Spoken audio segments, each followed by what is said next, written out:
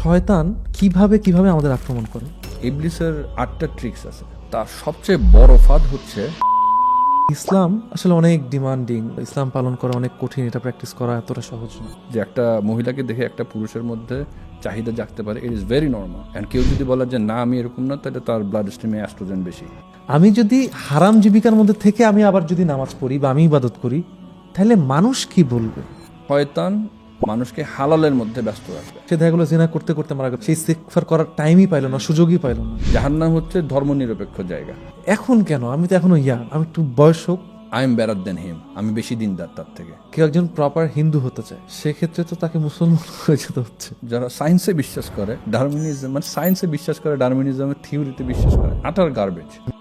Media আসলে সেটাই দেখায় যেটা ওরা দেখাতে চায়। তুমি যদি বলো আমি সায়েন্স মানি, আমি যুক্তি মানি, তোমাকে ফ্যাক্টের উপর আসতে হবে। তো একজনকে ইহুদিরা ফলো করে, আরেকজনকে খ্রিস্টানরা ফলো করে, কিন্তু ওরা মুহাম্মদ সাল্লাল্লাহু আলাইহি ওয়াসাল্লামের সময় মানে না। ওরা কেন ইসলামকে সহ্য করতে পারে না?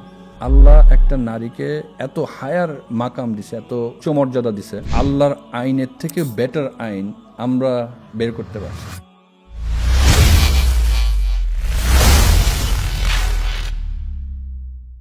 أعوذ بالله من الشيطان الرجيم بسم الله الرحمن الرحيم رب اشرح لي صدري ويسر لي أمري واحلل عقدة من لساني يفقهوا قولي।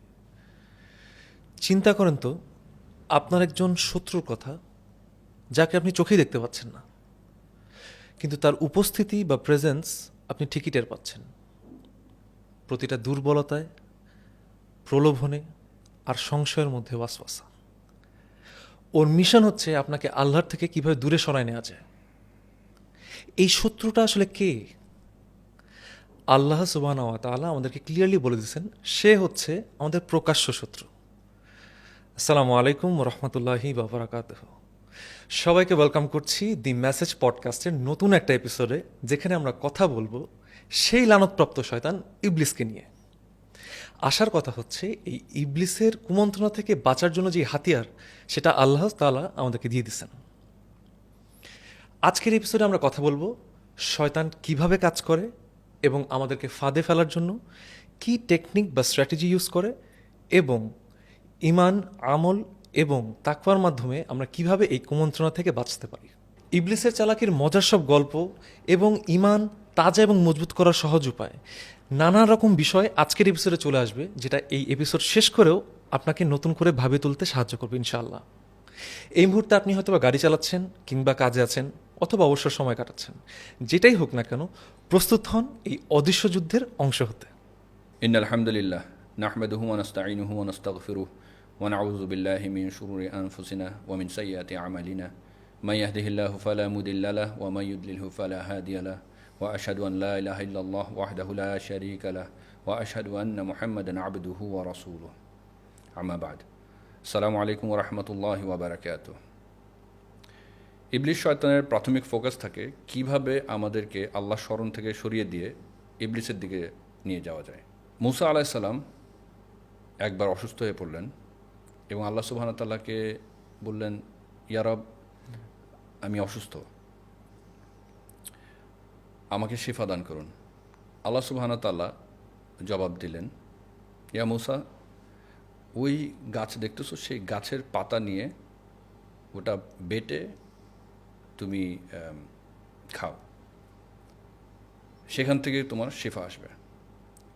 মুসা আলাইহিস সালাম আল্লাহর কথা মতো সে কাজ করলেন এবং তিনি সুস্থতা লাভ করলেন। কিছুদিন পর মুসা আলাইহিস সালাম আবার অসুস্থ হয়ে পড়লেন, যেহেতু প্রথমবার আল্লাহ সুবহানাহু ওয়া তাআলা ওনাকে জানিয়ে দিয়েছিল যে এই গাছের পাতাটা খেলে উনি সুস্থতা অর্জন করবেন। তো উনি অসুস্থ হওয়ার পরে সেই গাছের পাতাটা বেটে আবার খেলো। দ্বিতীয়বার অসুস্থ হওয়ার পরে মুসা আলাইহিস সালাম যখন সেই একই চিকিৎসা নিজের উপর প্রয়োগ করলেন, উনি সুস্থতা পেলেন না এবং আল্লাহ সুবহানাহু ওয়া তাআলাকে উনি যখন বললেন, ইয়া রব, আমি এখনও অসুস্থ, আমি সুস্থতা লাভ করিনি, আল্লাহ সুবহানাহু ওয়া তাআলা বললেন যে তুমি আমার কাছে শিফা চাওনি। অসুস্থতা থেকে আমাদের শিফা দিতে পারে আল্লাহ সুবহানাহু ওয়া তাআলা। সেই গাছের পাতাটা ছিল আল্লাহর সুবহানাহু ওয়া তাআলার পক্ষ থেকে শিফা দানের একটা মাধ্যম। সেই গাছের পাতা আমাদেরকে সুস্থ করতে পারে না।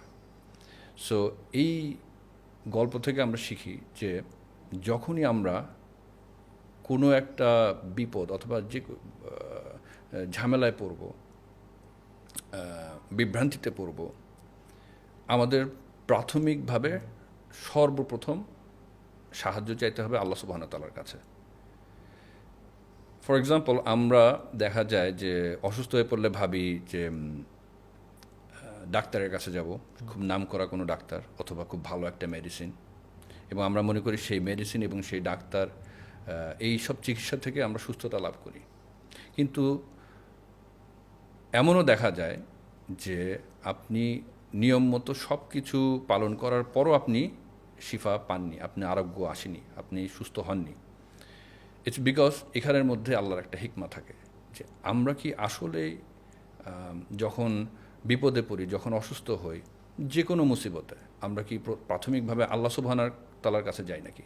আল্লাহকে স্মরণ করা সব থেকে ইজি। আমরা এখানে বাংলাদেশে বিপদে পড়লে ইমার্জেন্সি নাম্বার 999, 999-এ কল দেওয়ার, বাসায় কোনো একটা ডাকাতি হচ্ছে, 999-এ কল দেওয়াচ্ছে, প্রথমে আল্লাহকে ডাকা সবচেয়ে ইজি যে আল্লাহ এই মুসিবত থেকে আমাদেরকে বাঁচান। দেন মিন ওয়াইল 999-এ কল দেওয়া। সো আমাদের প্র্যাকটিস করতে হবে যে প্রাথমিকভাবে আমরা যেন সবসময় যে কোনো বিপদে সবসময় আল্লাহ সুবহানাহু ওয়া তাআলাকে প্রথমে ডাকি, তার কাছ থেকে সাহায্য প্রার্থনা করি। খুবই ইন্টারেস্টিং একটা স্টোরি, এবং এই স্টোরি থেকে আসলে আমরা বুঝলাম যে দুইটা দিক আছে। একটা হচ্ছে যে আল্লাহকে ডাকলাম না, আল্লাহকে স্মরণ করলাম না, কিন্তু লেটস সে যদি শিফার জন্য হয়, আমি ওষুধ খাইলাম, ডাক্তারের কাছে গেলাম, তাইলে হচ্ছে না। আবার যদি শুধু আল্লাহকে ডাকলাম কিন্তু আমি ওষুধও খাইলাম না, ডাক্তারের কাছেও গেলাম না, তাইলেও হবে না। সো এই ক্ষেত্রে রাসূল সাল্লাল্লাহু আলাইহি ওয়াসাল্লাম আবার বলছে একটা কথা, যে একটা হাদিস আসছে যে তোমরা আল্লাহর উপর নির্ভর করো, কিন্তু তোমার উটটাকে বেঁধে রাখো। ইটস নট লাইক যে আমি ঘরের দরজা জানালা সবকিছু খোলা রেখে বাইরে চলে যাব, আল্লাহ জানালার নিরাপত্তা দিবে না, এটা বোকামি। তার মানে উটটাকে আগে বাঁধতে হবে, তারপর আল্লাহর উপর রিলাই করতে হবে। আল্লাহর উপর ভরসা রাখবো। এক নাম্বার হচ্ছে আল্লাহর উপর আমি ভরসা রাখবো, আমার তাওয়াক্কুল থাকবে আল্লাহর উপর, কিন্তু দরজা জানালা সব বন্ধ করে দিয়ে যাব, সব প্রিকশন নিতে হবে। তা সো শিক্ষণীয় ব্যাপার হচ্ছে ইনিশিয়ালি আল্লাহ, ইট হ্যাজ টু বি আল্লাহ ইনিশিয়ালি সব ব্যাপারে। তো আমাদেরকে যে প্রথম যে কথাটা বললাম, আমাদের ফোকাস আল্লাহ থেকে সরাই দিয়ে অন্যদিকে ডাইভার্ট করা, ইবলিসের দিকে ডাইভার্ট করা, এটাই হচ্ছে তালবিস ইবলিস, ইবলিসের ধোঁকা, এটাই তার প্রতারণা। ফোকাসটা আল্লাহ থেকে সরাই দিবে, নিজের দিকে নিয়ে যাবে। আচ্ছা ভাই, আমাদের সমাজে বেশ কিছু স্টেরিওটাইপ আছে, একটা নিয়ে একটু ডিসকাস করি। যে কম বেশি সবাই এরকম বলে যে ইসলাম আসলে অনেক ডিমান্ডিং, ইসলাম পালন করা অনেক কঠিন, এটা প্র্যাকটিস করা এতটা সহজ না। এইটাকে মানে আপনি কিভাবে দেখেন? এটা কি তালবিস ইবলিসের মধ্যে পড়বে? 100%। আমরা আসল সত্য হচ্ছে ইসলাম কঠিন না, আমরা এটাকে কঠিন করি। আমরা আমাদের পোটেনশিয়ালটা কি আমরা সেটা বুঝি না। আরেকটা কথা আছে না, যে দেয়ালে পিঠ ঠেকে গেলে তখন দেখা যাচ্ছে মানুষ অনেক কিছু করতে পারতেছে। ইটস বিকজ আমরা যখন কমফোর্টের মধ্যে থাকি, আমরা আসলে নিজেদের পোটেনশিয়ালটা কখনো বুঝতেই পারি না যে আমার ক্ষমতাটা এরকম। ফর এক্সাম্পল, যখন আমরা রমজানে রোজা রাখি, তো তখন আমরা বুঝি যে আমরা খারাপ অভ্যাসগুলো ছাড়তে পারি। রমজানে আমরা সারাদিন যখন খাই না, তখন আমরা অন্যান্য বদ অভ্যাস যদি থাকে, যেরকম পান, সিগারেট, হোয়াটএভার, সব কিছু থেকে দূরে থাকতে পারি। অন্যান্য সময় পারা সম্ভব হয় না। টোটাল মেন্টাল ব্যাপার, সাইকোলজিক্যাল। সো আমরা দেখি যে আমরা পারি, আমরা আমাদের পোটেনশিয়ালটা ওই সময় বুঝি। তারপর যদি দেখি যে আমরা তারাবির সময় দেখা যায় রমজানে যে আমরা তারাবি পড়তে যাচ্ছি, তো তারা সারাদিন রোজা রাখার পরে আবার তারাবির নামাজ ধরতে যাচ্ছে, তাহলে এই নফল ইবাদতটা আমরা করতে পারি। আমরা দেখি যে আমরা আসলে পারি, নফল ইবাদত আমাদের দ্বারা সম্ভব। আমরা আসলে নিজেরাই নিজেদেরকে আন্ডার এস্টিমেট করি, এক্স্যাক্টলি, যেই কারণে আসলে সহজে ডেভিয়েটেড হয়ে যায়। তারপর আমরা ধর সেহরিতে উঠতে পারি, সেহরিতে উঠলে আমরা কি বুঝি? ফজর নামাজ পড়তে ফজরের পারতাম। নামাজের জন্য উঠা যায়, বাকি সময় ওঠা ডিফিকাল্ট। এক্স্যাক্টলি। তো ইটস টোটাল ব্যাপার হচ্ছে আমরা আমাদের পোটেনশিয়ালটা বুঝি না, আমরা বোঝার চেষ্টা করি না, কারণ আমরা কমফোর্টের মধ্যে থাকি, এবং এটাই হচ্ছে তালবিস। ভাই, শয়তান যখন আমাদেরকে একটা ট্র্যাপে ফেলে, ও পুরা বিষয়টাকে এমন আকর্ষণীয় বানায়, এমন লুক্রেটিভ অ্যাট্রাকটিভ বানায়, আকর্ষণীয় করে বানায়, আমাদের পা পিছলায় যায় এবং আমরা ওখানে ভুলে পা ফেলে দিই। শয়তান কিভাবে কিভাবে আমাদের আক্রমণ করে? ইবলিসের 8টা ট্রিক্স আছে, 8টা ফাঁদ। তার সবচেয়ে বড় ফাঁদ হচ্ছে, 1 নম্বর সবচেয়ে বিগেস্ট ফাঁদ হচ্ছে শিরক। সে চেষ্টা করে যে কিভাবে আমাদেরকে শিরকের মধ্যে ঢুকাই দিতে পারে। কারণ মুশরিক কখনো জান্নাতে প্রবেশ করবে না। শিরক মানে হচ্ছে আল্লাহর সাথে অন্য কোনো পার্টনারকে অ্যাসোসিয়েট করা। যে আমাদের তাওহীদে বিশ্বাস করতে হবে অ্যাজ এ মুসলিম, যে আল্লাহ ছাড়া কোনো ইলাহ নেই, আমরা অন্য কারো ইবাদত করি না, আমরা সেই কাবার ইবাদত করি না, আমরা রাসূলের ইবাদত করি না, আমরা এসব কিছুই করি না, কোনো মূর্তি পূজা কিছু না। কাবা ইজ জাস্ট একটা ডিরেকশন, এই ডিরেকশনে যে পূর্বে থাকে সে পশ্চিমে মুখ ফেরাবে, যে পশ্চিমে থাকে সে পূর্বে মুখ ফেরাবে, যে উত্তরে থাকে সে দক্ষিণে ফেরাবে। জাস্ট কাবার দিকে কিবলামুখী হয়ে ইবাদত করা, এটা শিরক না। এটা আমরা পাথরের পূজা করতেছি না, it's just a direction. And then আমরা আমাদের রাসূলদেরকে অনেক সম্মান করি, আমরা তাদের ফলো করি, আমরা তাদের সুন্নাহ মানি, কিন্তু আমরা তাদেরকে আল্লাহর সাথে অ্যাসোসিয়েট করি না। তারা আল্লাহর মেসেঞ্জার, তারা আল্লাহর বাণী নিয়ে আসছে, আমাদেরকে জানাইছে, দ্যাটস ইট। তাদের সম্মান অবশ্যই উপরে, কারণ আল্লাহ তাদেরকে নিজের মেসেঞ্জার বানাইছে। সো দেখা যায় যে খ্রিস্টানরা তাদের রাসূলকে এত এত বেশি রিভিয়ার করছে, এত বেশি সম্মান করছে, যে তারা তার পূজা শুরু করে দিছে, জিজাস ঈসা আলাইহিস সালামের। তো দেন ওরা শিরক করে ফেলছে, এটা শিরক। হিন্দুইজমে দেখা যায় অনেক মূর্তি, ডেফিনেটলি শিরক। তো বেসিক্যালি তাওহীদে আসতে হবে যে এক আল্লাহ বিশ্বাস করতে হবে, এবং আমরা সব কিছুতে আল্লাহর দিকে মুখাপেক্ষী, আল্লাহ ছাড়া অন্য কাউকে আমরা ইলাহ হিসাবে অ্যাকসেপ্ট করি না। তো এইটা যদি শয়তান কোনো মতে এই জায়গাটার থেকে আমাদের থেকে সরাই দিতে পারে, আমাদেরকে মুশরিক বানাতে পারে, মানে মনোথিয়াস্টিক বিলিফ থেকে পলিথিয়াস্টিক বিলিফের দিকে যদি সামহাও নিয়ে যেতে পারে, আল্লাহ বাদে অন্য যে কোনো কিছু তে যদি কনভার্ট করে ফেলতে পারে, তাহলে ও আর কি এটা তার 1 নম্বর হাতিয়ার। বিকজ যে শিরক করছে সে জান্নাতে প্রবেশ করবে না। একজন মুসলমান যদি অন্যান্য গুনাহ করে, বিভিন্নভাবে মাফ চেয়ে আল্লাহ তাকে হয়তো শাস্তির পরে আল্লাহ হয়তো তাকে মাফ করে দিতে পারে, স্ট্রেট আপ, আল্লাহু আলেম, আল্লাহর ইচ্ছার উপর। অথবা যেই ভুল করা হয়েছে সেই ভুলের শাস্তি পাওয়ার পরে জান্নাতে প্রবেশ করবে। বাট একটা মুসলমান জান্নাতে প্রবেশ করবে, মুসলমানের যে ঈমান আনছে আল্লাহর উপর, শিরক করে নাই, তাওহীদ ঠিক আছে। তো এই কারণে এটা শয়তানের, ইবলিসের সবচেয়ে বড় 1 নম্বর হাতিয়ার। আচ্ছা তাইদ ভাই, এরকম অনেক ইভেন্ট হয়, ধরেন পারিবারিক ইভেন্ট, যেই ইভেন্টগুলোতে দেখা যায় যারা বয়োজ্যেষ্ঠ আছেন বা শিক্ষক সমতুল্য বা আত্মীয় স্বজন সিনিয়র, ওনারা এক্সপেক্ট করেন যে আমরা আসলে পায়ে হাত দিয়ে সালাম করার যে বিষয়টা, যদি না করা হয় সেক্ষেত্রে অনেকে মাইন্ড করেন, অনেকে বেয়াদব ভাবেন। কিন্তু এই ধরনের প্র্যাকটিস কি আমাদের ইসলাম সাপোর্ট করে কিনা, এবং এটা কি শিরকের আন্ডারে পড়বে? 200% এটা শিরকের আন্ডারে পড়ে। আমরা আল্লাহ সুবহানাহু ওয়া তাআলা ছাড়া অন্য কারোর সামনে মাথা নত করি না। এই পা ধরে সালাম করাটা আমাদের ইসলামের অংশই না, এটা আমাদের কালচারের অংশ না। হিন্দুইজম থেকে এটা আমাদের কালচারের মধ্যে ঢুকে গেছে, কিন্তু এটা আসলে আমাদের কালচার না। ফর এক্সাম্পল, পা ধরে সালাম করলে যদি কাউকে সম্মান দেখানো হয়, এটা যদি সম্মানের মাপকাঠি হয়ে থাকে, তাহলে যখন রাসূলুল্লাহ সাল্লাল্লাহু আলাইহি সাল্লাম জীবিত ছিলেন, ওই সময় এই পৃথিবীতে ওনার থেকে বড় সম্মানিত ব্যক্তি আর কেউ ছিল না। কিন্তু কোনো সাহাবা, এমন কোনো রেকর্ড নাই যে তারা রাসূলকে পা ধরে সালাম করছে। তাহলে কি রাসূলের সাথে তারা বেয়াদবি করছে? তাকে সম্মানিত করা হয় নাই? অসম্মান করা হয়েছে। ইটস জাস্ট কালচারাল, এটা আমাদের কালচারের মধ্যে ঢুকে গেছে হিন্দুইজম থেকে। এটা তাহলে বলা যায় আরেকটা এটাই তালবিস তালবিস ইবলিস। এটাই তালবিস ইবলিস। আরেকটা বিষয় যেটা লক্ষ্য করা যায় যে আমাদের যে রাষ্ট্র ব্যবস্থা, গণতান্ত্রিক যে রাষ্ট্র ব্যবস্থা, একজন মুসলিম হিসেবে আসলে আমাদের করণীয়টা কি? আমরা আসলে কিসে বিশ্বাস করব রাষ্ট্র ব্যবস্থা হিসেবে? আমাদের কি নামাজ পড়ার জন্য আমরা একটা জায়গায় যাব এবং রাষ্ট্র ব্যবস্থা হিসেবে আমরা আরেকটা জায়গাকে ফলো করব? মুসলিম হিসেবে কি আমার ইমানটা ঠিক থাকতেছে কিনা যদি আমি গণতন্ত্র মুখী হয়ে যাই? গণতন্ত্রমুখী বলে না, আমি যদি সমাজতন্ত্রে যাই, গণতন্ত্র যাই, রাজতন্ত্র যাই, যেইখানেই যাই, এখানে যদি আল্লাহ যে নিয়মটা দিছে সেটা মানা না হয়, তখন ঈমান থাকবে না, সোজা কথা। আমি আরও ক্লিয়ার করে বলি, অনেকেই রাগ করবে আমার উপর।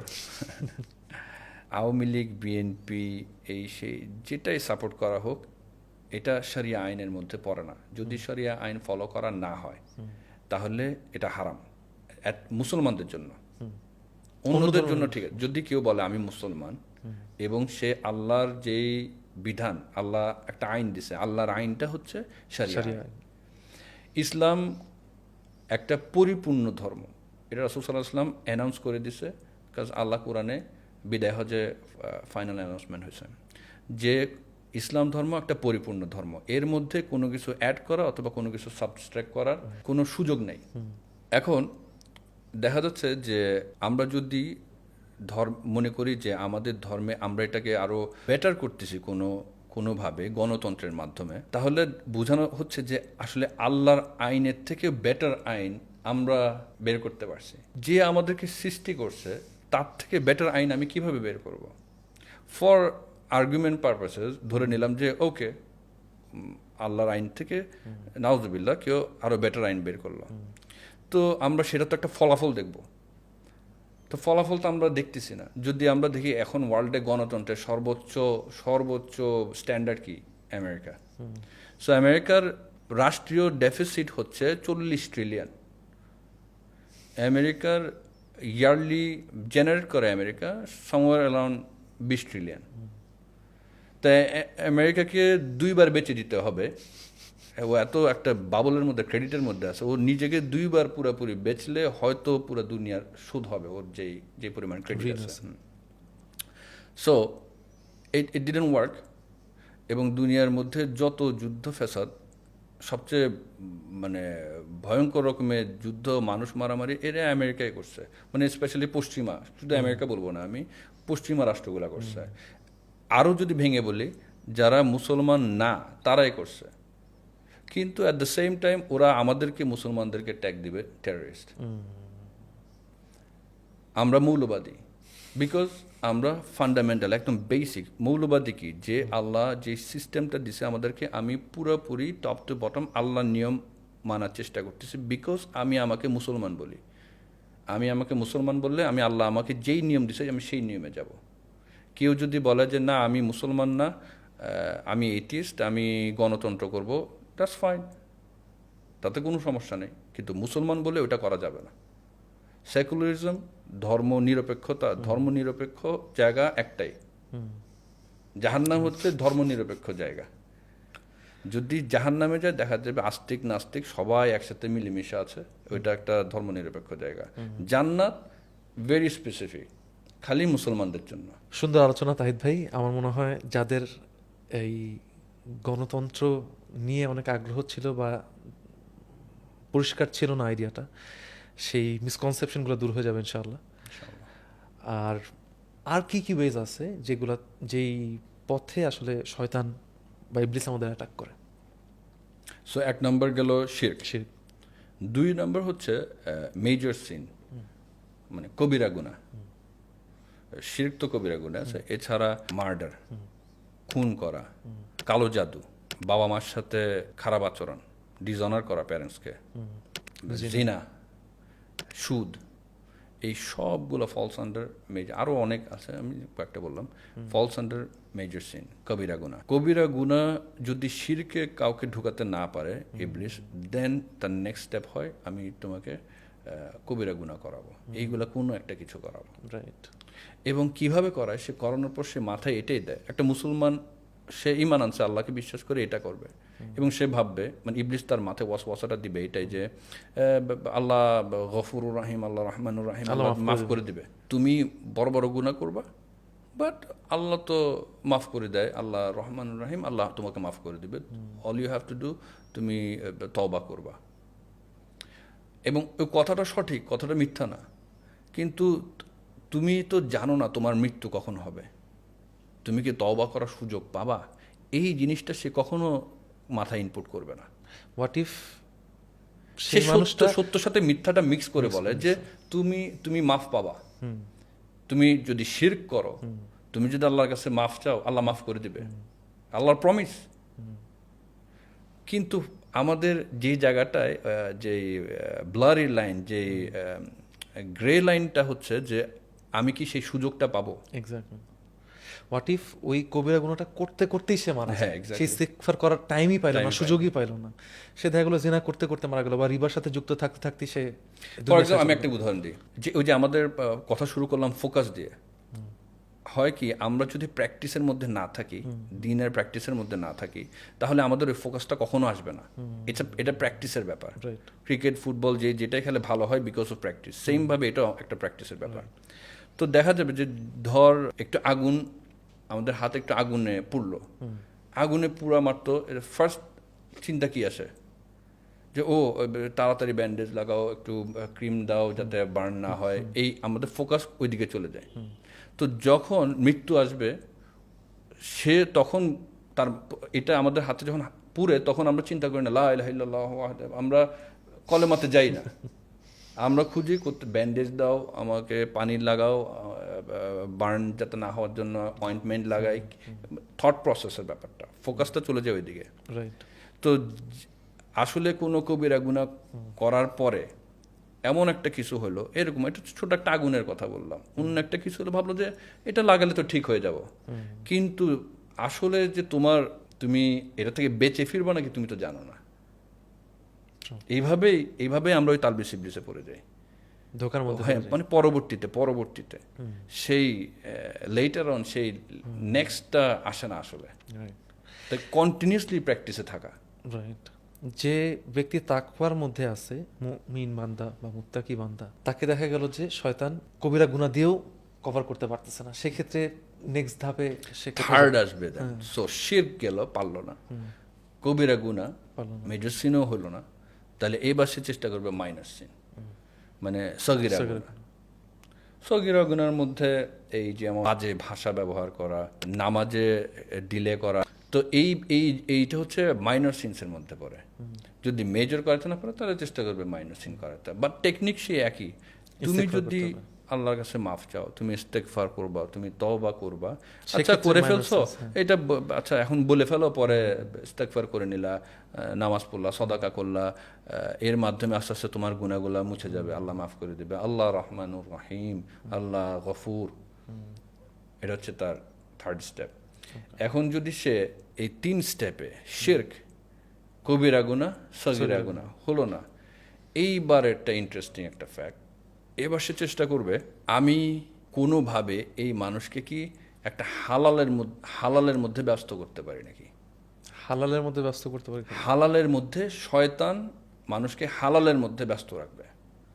ভাই হালালের মধ্যে থাকলে তো ভালো, হালালের মধ্যে থাকলে ভালো, কিন্তু হালালের মধ্যে ব্যস্ত করবে কীরকম, যে সে ধর একটা হালাল ব্যবসা, তোর সে তোকে ওই হালাল ব্যবসাতে এত বেশি ডুবায় রাখবে যে তুই যখন একটা জিনিসে ফুললি কনসেন্ট্রেটেড থাকবি, তোর উন্নতি আসবে, এখানে তোর ব্যবসা ভালো হতে থাকবে, তো প্রচুর ইনকাম হবে, যেটা আগে আসে না, কারণ তুমি ফুললি এটার মধ্যে ছিল না। তুমি খালি তোমার পেটে বাঁচার জন্য যতটুকু খাইতে হয়, থাকার জন্য যতটুকু লাগে, পড়ার জন্য যতটুকু লাগে, মিনিমালিজমের মধ্যে ছিলি, কিন্তু এখন তোকে তোর হালাল ওই বিজনেসের মধ্যে ঢুকালো, ব্যবসা পুরোপুরি হালাল, সব কিছু সঠিক, কিন্তু ওই লাভ হচ্ছে, তুই এটার মধ্যে ডুবে গেলি। এই ডুবে যাওয়াতে মানে ইবাদতে ঘাটতি পড়বে, আগে যে টাইমটাতে ইস্তেগফার করা হয়তো সেটাতে ঘাটতি পড়বে। এখন সারাদিন কাজ করার পর রাতে তাহাজ্জুদে উঠা যায় না, বিভিন্নভাবে ইবাদতের উপর এটা এফেক্ট ফেলবে। সো এটা হচ্ছে তার ফোর্থ স্টেপ, যে অন্য কিছুতে যদি আমি তাকে সরাতে না পারি, এবার আমি তাকে হালালের মধ্যে ঢুকায় তাকে ধোকা দিব, তার ফোকাস থেকে সরাই সরাই দেবো, দিব। ডিস্ট্র্যাক্ট করে দিব তাকে। তাহলে ভাই আমরা ট্রিক্স যেগুলো পাচ্ছি, শিরক, কবিরা গুনাহ, সগীরা গুনাহ, হালালের ভিতরে ডুবায় আমাদেরকে ধোকা দেওয়া, এরপর কি আসতেছে ভাই? এরপর হচ্ছে এই চারটার মধ্যে যদি না পারে, দেন সে চেষ্টা করবে যে নফল ইবাদতে ব্যস্ত করে দেওয়া। নফল ইবাদত, ভাই আপনি যেগুলো বলছেন সব তো মানে ভালো ভালো লাগতেছে, এ- এ- হালালের মধ্যে ডুবাই দেওয়া হ্যাঁ। যেরকম ফার্স্টে শুনলে একটু ভারী লাগতেছে, এখন আবার বলছেন নফল ইবাদতে ডুবাই দাও, তো নফল ইবাদত তো মানে শুনে তো মনে হচ্ছে যে নফল ইবাদত করা তো ভালো, হ্যাঁ, এটাই তালবিস ইবলিস, এইটাই তার ট্রিক্স, যে সে ভালো সত্য মিথ্যা মিক্স করে বলবে সবসময়। প্যাকেজিংটা ভালোই হবে। প্যাকেজিংটা খুব ভালো হবে। তো সে ফিফথ স্টেপ হচ্ছে যে সে চেষ্টা করবে নফল ইবাদতে ঢোকানো। ফর এক্সাম্পল তাহাজ্জুদ, তাহাজ্জুদ খুব ভালো, রাতের শেষ 3/1 আল্লাহ সুবহানাহু ওয়া তাআলা দুনিয়ার সবচেয়ে কাছাকাছি আসে, এবং আল্লাহ সুবহানাহু ওয়া তাআলা বলে যে আমার কোন বান্দারা আমার থেকে কি চাও, যারা আমার কাছে কে কি চাচ্ছ। তো ওই সময় এই জন্য তাহাজ্জুদ is one of the very righteous মানুষ, সলেহিনদের জন্য, নেককার বান্দাদের জন্য একটা one of the best deal, জানো যে এই টাইমে আল্লাহ কথা শুনবে। তো ইবলিস ওই তাহাজ্জুদকে ক্যাশ করবে। হ্যাঁ, ক্যাশ করবে, ওই তাহাজ্জুদকে অনেক আকর্ষণীয় করে তুলবে। তুমি একটা সলেহীন, তুমি নেককার বান্দা, তুমি প্রপারলি ইসলাম পালন করতেছো, তুমি এক্সট্রা করতেছো, এটা ফরজ না, তুমি এক্সট্রা রাত জেগে আল্লাহর জন্য ইবাদত করতেছো। কিন্তু এইটা করতে যায় তুমি জানো যে আমি উঠে রাতে পড়তে পারবো না, সো আমি ঘুমাবোই না, তো আমি একটু ভিডিও গেমস খেলি, ফিফা খেলি, এই সেই খেলি, করতে করতে টাইমটা আমি পার করি। রাতে একসাথে তাহাজ্জুদ পড়বো, তাহাজ্জুদ পরে ফজর পড়বো, তারপর ঘুমাতে যাব। এইটা হচ্ছে তার ইনপুট ওয়াসওয়াসাটা। তো দেখা যায় মানুষ চেষ্টা করলো, ঠিক আছে আমি আজকে তাহাজ্জুদ পড়বো, জেগে সারা রাত জেগে থাকলো, লাস্ট আওয়ারে এসে তাহাজ্জুদ পড়লো, তাহাজ্জুদ পড়ার পর এই যে সারা রাত জেগে ছিল, শরীর টায়ার্ড হয়ে ফজর আগে ঘুম, সে জানে না সে কখন ঘুমায় গেছে। মানে নফল আমল করতে যে ফরজ আমলটা ফরজ টাইমে যে ফজরের হয়ে গেছে। নামাজটা ফরজ, বাধ্যতামূলক। ওই তাহাজ্জুদ না পড়লে গুনাহ নাই, কিন্তু এই ফজরের ফরজ ইবাদত না করলে গুনাহ। আর ফজরের যে 2 রাকাত সুন্নাত নামাজ, সেটা তো পৃথিবীর যা কিছু আছে সেটার থেকে উত্তম, ওটাও মিস হইলো আর ফরতো মিস হইলোই। হ্যাঁ, তো সে চেষ্টা করতেছে নফল দিয়ে তাহাজ্জুদ, মানে তাহাজ্জুদ না, অন্যান্য সব মানে নফল, অন্য যে কোনো টুল হতে পারে আর কি, হ্যাঁ, কে এত গ্লোরিফাই করবে, এত আকর্ষণীয় করবে। ওই যে বললি না যে ফাঁদে পড়লো, ও ফাঁদটাই এভাবে সাজানো। সো সত্য মিথ্যা অলওয়েজ সে মিক্স করে করে বলবে। তো এই হচ্ছে 5 নাম্বার। এরপর 6 নাম্বারটা, যেটা আমাদের সমাজে ভয়ঙ্কর রকমের ছড়ায় আছে, সেটা হচ্ছে বিদা। ভাই বিদা সম্পর্কে একটা প্রচলিত ধারণা আছে যে আমাদের প্রফেট মুহাম্মদ সাল্লাল্লাহু আলাইহি ওয়াসাল্লাম উনি যেটা করেন নাই সেটাই বিদা। আমরা যদি এই পার্সপেক্টিভ থেকে দেখি, তাহলে ধরেন আমরা রেস্ট নেওয়ার জন্য আমরা যখন কোনো একটা রুম থেকে আমরা এসি ইউজ করি, ধরেন প্রফেট সাল্লাল্লাহু আলাইহি ওয়াসাল্লাম ওনার আমলে এসি ছিল না, উনি দেখা গেছে খেজুর গাছের নিচে ছায়ার মধ্যে উনি রেস্ট নিচ্ছেন। বা আমরা এখন গাড়িতে চড়ি বা প্লেনে চড়ি, ওনার সময় সেটা ছিল না, উনি দেখা গেছে উটের পিঠে চড়ে উনি ঘোরাফেরা করতো। তারপর ওনার আমলে তো মোবাইল ছিল না, আমরা এখন মোবাইল ইউজ করতেছি। তাহলে উনি তো এগুলা করেন, তাহলে এগুলা কি ফলস আন্ডার বিদা? যদি আমি ট্রান্সলেট করি, বিদা ট্রান্সলেট টু ইনোভেশন, মানে নতুন করে নতুন নতুন আবিষ্কার। এখন আমরা যখন বিদার কথা বলি, মানে ইট কামস টু দিন, আমাদের ধর্ম, দিন ইসলামের ব্যাপারে যখন আমরা বিদা বলি, সেটা বোঝায় যে এটা দিনের ক্ষেত্রে নতুন আবিষ্কৃত কোনো আমল নাকি। দিনের ক্ষেত্রে নতুন আবিষ্কৃত আমল বলতে বোঝাচ্ছে যে আল্লাহর ইবাদতে রাসূল সাল্লাল্লাহু আলাইহি ওয়াসাল্লাম কি এটা করছে নাকি করে নাই, এতটুকুই। রাইট। যে রাসূল কি দিনের ক্ষেত্রে, যেরকম ফর এক্সাম্পল আমি যদি অন্যদিকে যাই তোর উদাহরণের সাথে ম্যাচ করতে, যে রাসূল সাল্লাল্লাহু আলাইহি ওয়াসাল্লামের one of the favourite food was লাউ। তো এখন লাউ না খেলে কি আমি সুন্নাত পালন করতেছি না? It's not like that. এটা বিদা এরকম না, এটা ধর্মের সাথে রিলেটেড না। যদি দিন ইসলামের সাথে রিলেটেড না হয়, তাহলে এটা বিদার মধ্যে পড়তেছে না। তার মানে যেটা বুঝতে পারতেছি যে ইবাদতের ক্ষেত্রে যদি আমি নতুন করে কোনো কিছু একটা নিয়ম চালু করি বা নতুন ইনোভেশন নিয়ে আসি এবং মনে করি যে এইভাবে আমল করলে বা এই ইবাদতটা করলে আল্লাহ খুশি হবেন, কিন্তু যেটা আমাদের প্রফেট সাল্লাল্লাহু আলাইহি ওয়াসাল্লাম করেন নাই, দ্যাট উইল একদম ফল আন্ডার পারফেক্টলি বিদআহ, সেড, রাইট? এটাই একদম পারফেক্টলি সেড। সো ভাইয়া, বিদআত তো আসলে অনেক রকমের বিদআত প্রচলিত আছে সমাজে, আমরা হয়তো অনেকগুলো জানি, অনেকগুলো জানি না। আপনার স্মরণে কয়েকটা প্রচলিত বিদআত যদি আমাদেরকে শেয়ার করতেন। সম্মিলিত মোনাজাত। সম্মিলিত মোনাজাত বললে এটা শুনতে অন্যরকম লাগে। সম্মিলিত মোনাজাত একটা ফরজ নামাজের পরে, যেটা আমাদের বাংলাদেশে প্রচণ্ড রকমভাবে প্রচলিত। ফরজ আমরা যখনই সালাম ফিরাবো, সালাম আলাইকুম রহমতুল্লাহ, সালাম আলাইকুম রহমতুল্লাহ, আমাদের নামাজ শেষ হয়ে গেছে। কিন্তু মানুষ অনেকে মনে করে যে ফরজ, স্পেশালি ফজর এবং মাগরিব, স্পেশালি দুই টাইমে মনে করে যে আমরা সালাম ফিরানোর পরে অনেক জায়গায় জিকিরও করে, উইচ ইজ ঠিক আছে, এটা রাসূল নিয়ম সুন্নাহ, যে জিকির করার পরে অনেকে ওয়েট করে যে ইমাম একটা মোনাজাত ধরবে। এই সম্মিলিত মোনাজাত ফরজ নামাজের পরে মনে করা যে এই মোনাজাতটা না হলে নামাজ শেষ হচ্ছে না, নামাজ কনক্লুড হয় নাই, দিস ইজ বিদআহ। মানে এই নামাজ শেষ করার পরে সম্মিলিত যে মোনাজাতটা হচ্ছে সেটাকে মেইন নামাজেরই একটা পার্ট ধরে অংশ মনে করা, সেটা হবে বিদআহ। রাসূল সাল্লাল্লাহু আলাইহি ওয়াসাল্লাম সম্মিলিত মোনাজাত করছেন, করেন নাই তা না, স্পেশাল কেস, স্পেশাল অকেশন, বৃষ্টি চাওয়ার জন্য, বিভিন্ন প্রাকৃতিক দুর্যোগের থেকে বাঁচার জন্য করছে, সেটা আলাদা ব্যাপার, এর জন্য কুনুত নাজিলা হয়েছে। কিন্তু প্রত্যেকটা ফরজ নামাজের পরে অথবা স্পেশালি ফজর এবং মাগরিবের নামাজের পরে জিকিরের পরে একটা মোনাজাত করা, এটা কন্টিনিউয়াস প্রতিদিন হচ্ছে, এটা বিদআহ। এটা প্রচলিত একটা ডিড বলা যায়। এছাড়া আর কি কি বিদআত আছে? হ্যাঁ, আমরা একটু চেষ্টা করবো জানার জন্য। জি, আযান দিলে মাথায় কাপড় দেওয়া। তো অনেকে মনে আযান দিলে এমনি মাথায় কাপড় থাকে না, কিন্তু আযান দিলে দৌড়াদৌড়ি করে যে তাড়াতাড়ি মাথায় কাপড় দিতে হবে। ইটস লাইক আল্লাহ কি তোমাকে এতক্ষণ দেখেন নাই? আল্লাহ সর্বদা সারাক্ষণ দেখতেছে আমরা কি করতেছি। আমরা যদি তাকওয়া থাকে তাহলে আমরা বুঝতে পারবো এটা। মাথায় কাপড় আযান দিলে দিতে হবে, এটা বিদআহ।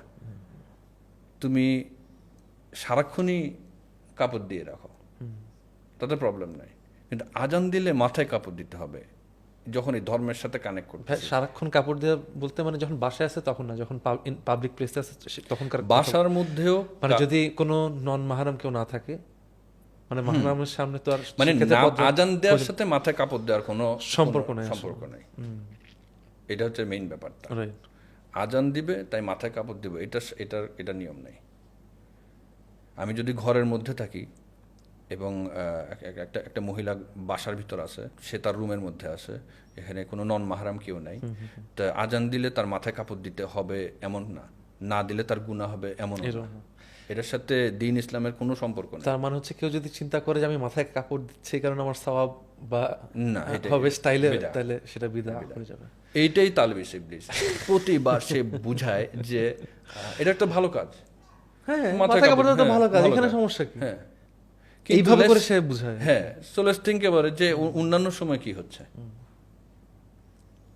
আযান দিলে আমি যদি এইভাবে চিন্তা করি, আমরা জানি হাদিস দ্বারা প্রমাণিত যে যখন আযান দেওয়া হয় তখন ইবলিস শয়তান এর আশেপাশে কোথাও থাকে না, তারা পালায় যায়। যতদূর পর্যন্ত আযানের আওয়াজ পাওয়া যায় ততদূর পর্যন্ত তারা থাকে না। তো যদি আযান দিলে মাথায় কাপড় দেওয়ার আসলে যদি ওই হিসাবে দরকারই নেই, কারণ ওখানে ইবলিস থাকবে না। রাসূলুল্লাহ সাল্লাল্লাহু আলাইহি ওয়াসাল্লাম বলছেন, মানে আমিলা আমালান লাইসা আলাইহি আমরুনা ফাহুয়া রাদ্দুন, যে আমলের ব্যাপারে আমাদের কোনো নির্দেশনা নেই তা প্রত্যাখ্যাত। তার মানে এমন আমল করা ইবাদতের ক্ষেত্রে যেটা চিন্তা করি আমরা যে এটা থেকে আমি সওয়াব পাবো, কিন্তু এটা রাসূল সাল্লাল্লাহু আলাইহি ওয়াসাল্লাম করেন নাই বা এই বিষয়ে কোনো সহিহ দলিল নাই, সেটাই বিদআহ। আমরা খুব সাবধান থাকতে হবে বিদআহ থেকে। এবং এটার থেকে আমি সওয়াব পাবো, এই থট প্রসেসটাই ওয়াসওয়াসাটা হচ্ছে তালবিস ইবলিস। এরপরে দেখা যায় যে রিলিজিয়াস এক্সট্রিমিজম, সবাইকে ভাবা যে আমি বাদে অন্য সবাই দিনদার না, সে আমি কেন সব করতেছে আমল না? করতেছি কি আমি আবার ও সব তো আমল করতেছে না, Exactly. এরকম চিন্তা ভাবনা চলে আসা। বা এখন তো যেটা হয় যে অহরহ আমরা দেখতে পাচ্ছি ও তো কাফির, ও তো মুনাফিক, আমরা একদম ঢালাও ভাবে যেরকম ঘোষণা দিয়ে দিচ্ছে একজন আরেকজনের ব্যাপারে। So এগুলোও তো ওয়ান কাইন্ড অফ বলা যায় এক্সট্রিমিজম এবং শয়তানের ধোঁকা। আমরা আমাদেরটা প্র্যাকটিস করতে পারি, জানাই দিতে পারি মানুষজনকে, বাট হেদায়েত আসবে আল্লাহ সুবহানাহু ওয়া তাআলার কাছ থেকে। আমরা কাউকে হেদায়েত দিতে পারবো না। এবং আমরা যদি দেখি যে আল্লাহ আমাদেরকে জানাইছে থ্রু কোরআন এই আমাদের দ্বীনের ব্যাপারে, এবং এই কোরআনকে যদি আমরা দেখি কোরআন আমাদেরকে কিভাবে শিক্ষা দিছে, কোরআনকে যদি আমরা একদম মিডল সেকশনে ভাগ করি আমরা পাবো সূরা কাহাফ, এবং সূরা কাহাফকে যদি আমরা মিডল সেকশনে ভাগ করি সেখানে আমরা পাবো ওয়ালিয়াতুল তফ। এই ওয়ার্ডটা ওয়ালিয়াতুল তফ অর্থ হচ্ছে জেন্টলনেস, যে মানে ভদ্রতা। সুবহানাল্লাহ। তা আল্লাহ সুবহানাহু ওয়া তাআলা আমাদেরকে সবসময় শিক্ষা দিছে নাইস ভাবে, জেন্টল ভাবে, যেন একসেপ্ট করে নেই সবাইকে। ঢালা আমি প্র্যাকটিস করতেছি, তাই আরেকজনকে ঢালাওভাবে সব কিছু না জেনে মুশরিক মুনাফিক এসেই বললে কখনো এটা অনেক অ্যাটাকিং একটা অ্যাপ্রোচ হয়ে যায়। দাওয়াটা ডেলিভার্ড হবে না, সে কখনো আসবে না। তাকে আমি জানাই দিতে পারি যে what is right what is wrong with দলিল, যে হ্যাঁ কোরআনে আল্লাহ এটা বলতেছে তাই আমরা এটা করতেছি। রিলিজিয়াস এক্সট্রিমিজম আরেকটা তালবিস ইবলিস, যেইভাবে সে মানুষকে মনের মধ্যে ঢুকায় দেয় যে আই এম বেটার দেন হিম, আমি হচ্ছে অনেক অনেক ভালো, আমি বেশি দিনদার তার থেকে, আমি হেদায়েত প্রাপ্ত। তাইলে শয়তানের যে অ্যাটাক করার যে পদ্ধতি সেগুলা আমি একটু শুরু থেকে রিক্যাপ যদি করি, এক হচ্ছে শিরকে ঢুকানোর চেষ্টা করবে, সামহাও পলিথিজমের মধ্যে ঢুকানোর চেষ্টা করবে। এরপরে বড় গুনাহ বা কবিরা গুনাহ যেটা চেষ্টা করবে সেইখানে যেন লিপ্ত হয়ে যায় আমরা, সেটা যদি না পারে পরবর্তীতে সগিরা গুনাহ বা যেটা ছোট গুনাহ সেটাতে জড়ানোর একটা ফাঁদ ফেলবে। এর পরবর্তীতে চেষ্টা করবে হালালের মধ্যে যেন আমরা ডুবে থাকি, এবং হালালের মধ্যে ডুবে থেকে আমরা বাকি যে আমল সব কিছু ভুলে যাই। সেটাতে যদি না পারে সেটাতে এরপরে যাবে হচ্ছে নফল আমলের ভিতরে ডুবাই দেওয়ার চেষ্টা করবে, সেই একটা ফাঁদ পাতবে। সেটাতেও যদি কাজ যে না হয়, নফল ইবাদত করতে গিয়ে আসলে এটা ফরজ আমলটাকেই ছেড়ে দিবে, রাইট। তার পরবর্তীতে সেটাতে যদি কামিয়াব না হয় সে চেষ্টা করবে এক্সট্রিমিজমের মাধ্যমে একটা ফাঁদ পাতার। এবং এখন এই প্রত্যেকটা অ্যাপ্রোচ, এই 7টা অ্যাপ্রোচ ছিল ডিরেক্টলি টুয়ার্ডস ইউ, মানে যাকে অ্যাটাক করবে তার জন্য। এখন এই 7টা অ্যাটাকই বিফলে গেল, ওই মানুষকে সেই ইমান থেকে সরাতে পারতেছে না। দেন সে তার ফাইনাল অ্যাটাক করবে থ্রু যে ও যাকে অ্যাটাক করতে যাচ্ছে তার আশেপাশে চারপাশের মানুষজনকে প্রভাবিত করবে, তাদেরকে ওয়াসওয়াসা দেওয়া শুরু করবে, যেন তারা এসে বলে যে ফর এক্সাম্পল বলবে যে তামিম মৌলবাদী, ফান্ডামেন্টালিস্ট, তামিম একটু বার্থডেতে কেক কাটলে কি হয়, কি এমন ক্ষতি? সেটাই তো। আর বার্থডেতে একটু খাওয়া দাওয়া করবে, সবাই মিলে একটা গেট টুগেদার হবে, এখানে খারাপ কিছু তো দেখতেছি না, একটু কেক এটা কাটবে, ভালো জিনিস। তো কেক কাটলে কি হয়, এবং বার্থডেতে একটু মিউজিক করলে কি হয়, তাই না? এটাই মিউজিক মানে একটু একটু গান গাই, হ্যাঁ, এটা তো খারাপ কিছু নেই, গান যে গায় এটা তো কোনো সমস্যা নেই। না করলে তুই এক্সট্রিমিস্ট, না করলে আমি এক্সট্রিমিস্ট, রাইট, মৌলবাদী হয়ে গেছে। কিন্তু থট প্রসেসটার প্রবলেম এখানে। ওই যে শুরু করছে আমি এই কথাটা বলে যে এই ইবলিস সবসময় চেষ্টা করে ফোকাসটা আল্লাহ সুবহানাহু ওয়া তাআলা থেকে সরাই দিয়ে তার দিকে নিয়ে যেতে, নিজের দিকে কেন্দ্রীভূত করতে ফোকাসটা। সো হয় কি, আমরা যদি আল্লাহর দিকে ফোকাস থাকি তখন আমরা এই ব্যাপারটা চিন্তা করব বিকজ আল্লাহ এটা হারাম করছে আমি যাব না। আমাদের মাপকাঠি is from Allah, is Quran, is সুন্নাহ। আল্লাহ এই সিস্টেম দিচ্ছে, আমরা এই সিস্টেমের মধ্যে আমাদের ইচ্ছা করে অনেক কিছু করতে যেটা হারাম, বাট আমরা করি না বিকজ আল্লাহ মানা করছে। এটা হচ্ছে একটা মুসলমানের way of life should be this.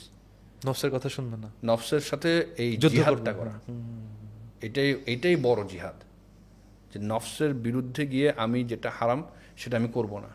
এটা টাফেস্ট ওয়ান। তাহিদ ভাই, আমরা মোটামুটি 8টা সেগমেন্টে আসলে শয়তান কিভাবে আক্রমণ করে এটা একটু আইডিয়া পাইলাম। এছাড়াও সমাজে বহুল প্রচলিত আপনার ধোকায় আমরা পড়ি, যেটা হয়তো বা ভয় করে ক্যাটাগরির মধ্যে আসবে না, কিন্তু ধরেন ফ্রি মিক্সিংয়ের বিষয়টা, এইটা তো খুব অ্যাট্রাকটিভ ভাবে আসলে প্রেজেন্ট করা হয়। যেরকম লেটস সে জিমের কথা যদি ধরি, আমি মাঝখানে একটা জিমে গেছিলাম, যাওয়ার পরে 2 দিন গেছি আর কি। যাওয়ার পর মনে হয়েছে আসলে আমি এখানে আসলে কন্টিনিউ করা আমার জন্য খুবই ডিফিকাল্ট হয়ে যাচ্ছে, কারণ আসলে চোখের পর্দা রাখাটা খুব ডিফিকাল্ট হয়ে যায়। আমি প্রিটি শিওর যে আমার মতো আরও বাকি ছেলেদেরও হয়, কিন্তু ওরা হয়তো বা ওইভাবে করে চিন্তা করতেছে না, কারণ জানি না আসলে কেন চিন্তা করতেছে না।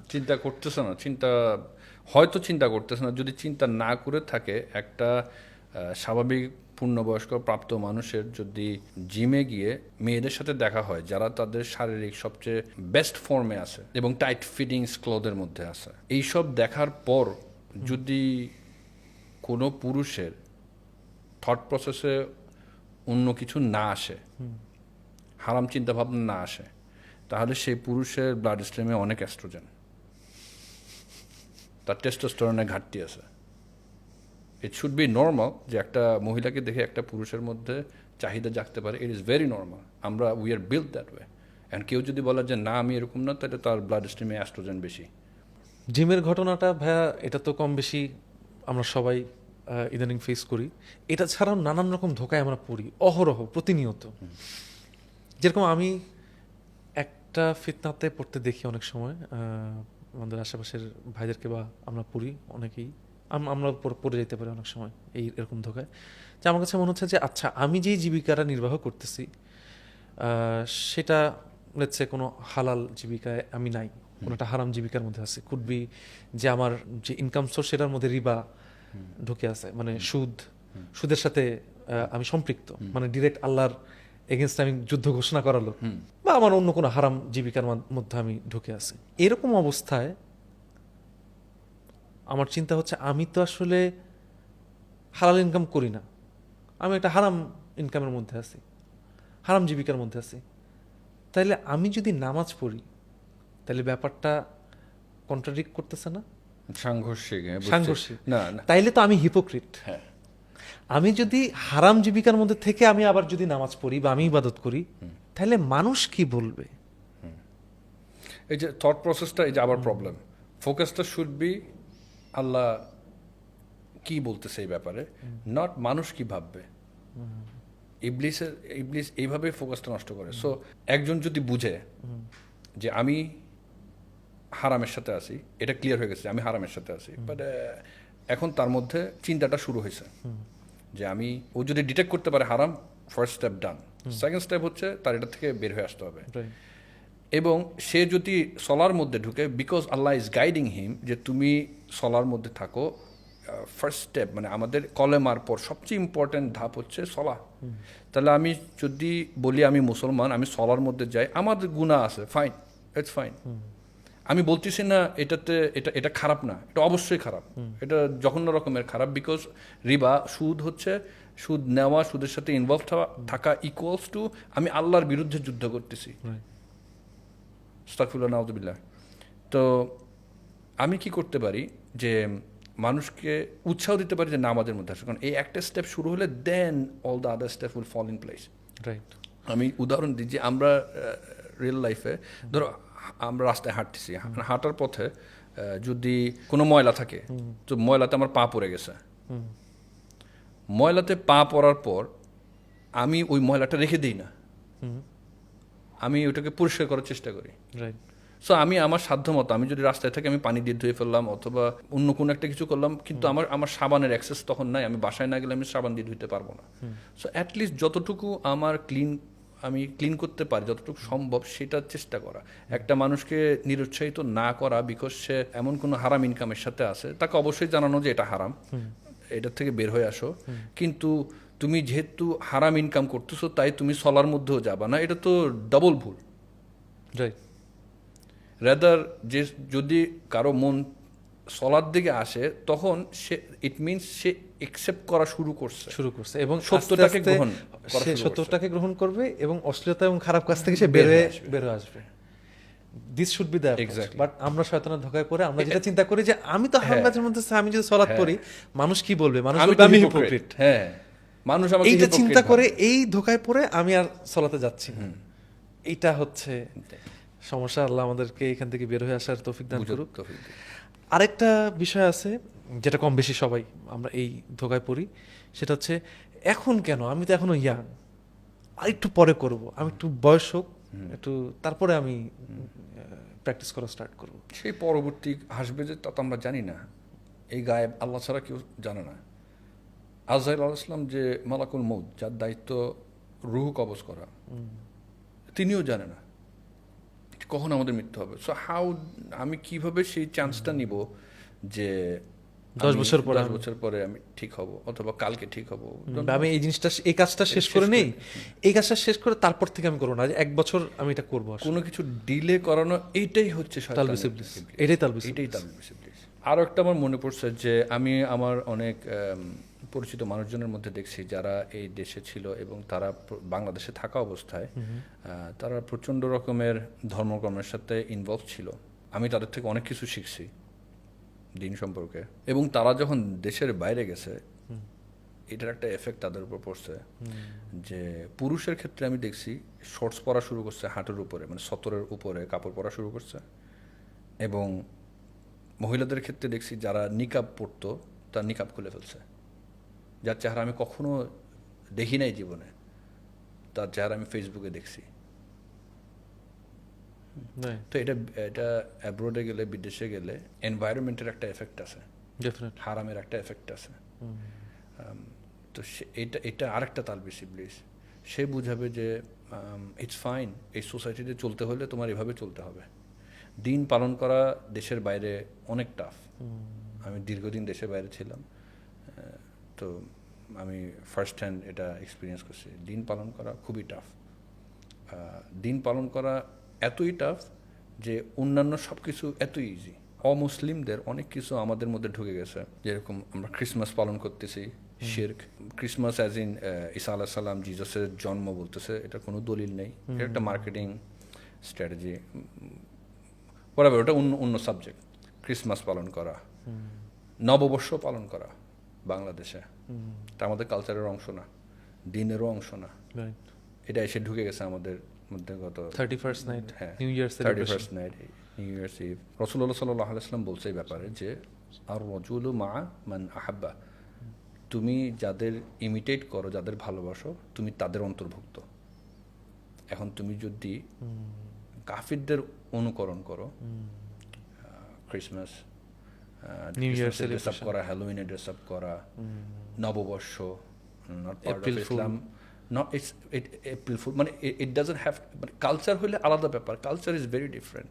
বাট তুমি যদি, এটা তোমার কালচারের অংশও না, নববর্ষ দিনেরও অংশ না। এপ্রিল ফুল আমার কালচারের অংশ না, আমার দিনেরও অংশ না। হ্যালোউইনও আমাদের কোনো কালচারের কোনো অংশ না, দিনের অংশ। এক্স্যাক্টলি। তো তুমি যখন এর মধ্যে নিজেকে ঢোকাবা, বিকজ তুমি কাফিরদের ক্লিয়ার অনুকরণ করতেছো, ইমিটেট করতেছো, অনুসরণ করতেছো, দেন তুমি তাদের অন্তর্ভুক্ত। তুমি যাকে ভালোবাসো তাকেই তুমি ইমিটেট করো, যাকে তুমি ভালোবাসো না তাকে তুমি ইমিটেট করো না। তাই ভাই অনেকগুলা তালবিস ইবলিসের এক্সাম্পল নিয়ে আলোচনা হয়েছে। আকীদার ক্ষেত্রে বা বিশ্বাসের ক্ষেত্রে আমরা কিভাবে ইবলিসের ধোকায় পড়ি, এটা একটু ওনার কাছে জানতে চাবো।